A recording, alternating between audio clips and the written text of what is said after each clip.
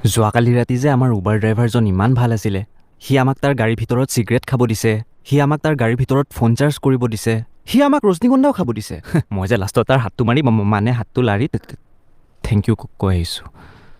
যিমান ভাল কথা ক'ব গ'লেও তোমাৰ এই আচল চৰিত্ৰটো ওলাই যায় ন ৰিমন। ভুলতে ওলাই যায় আৰু জান। তোমাৰ কিন্তু বহুত বস্তু ভুলতে য'তে ত'তে ওলাই যায় দেই ৰিমন। অলপ কণ্ট্ৰল কৰিবা নিজকে। মই বুলিহে সহ্য কৰি আছোঁ। তুমি সহ্য কৰিব পাৰা কাৰণেতো মই তোমাক দি আছোঁ ন। কি মই জান মৰমৰ কথা কৈ আছিলোঁ মই। সেইবোৰ মই একো নাজানো। আমাৰ যি হ'ব বিয়া পাতাৰ পিছতে হ'ব দেই ৰিমন। আৰে জান 2 বছৰ হ'বলৈ হ'ল আমাৰ ৰিলেশ্যনশ্বিপটো। মই নাজানো এইবিলাক। যি হ'ব বিয়া পিছতে হ'ব। তুমি তেনেকে ক'লে কেনেকে হ'ব? আৰে মোৰোতো কিছুমান নিডছ আছে ন। আৰে মই এখন গাড়ীহে হয়। আৰে গাড়ী এখন কিমান দূৰ আগত যাব পাৰিব তুমিয়ে কোৱাচোন। এটা পইণ্টত গাড়ীখন ৰখিয়ে যাব ন। কিয় ৰখি যাব? আৰে গাড়ীখনত তেল শেষ হৈ যাব আকৌ। গাড়ীখনত তেল নাথাকিলে গাড়ীখন কেনেকৈ আগুৱাই যাব? বুজি নাপালো মই।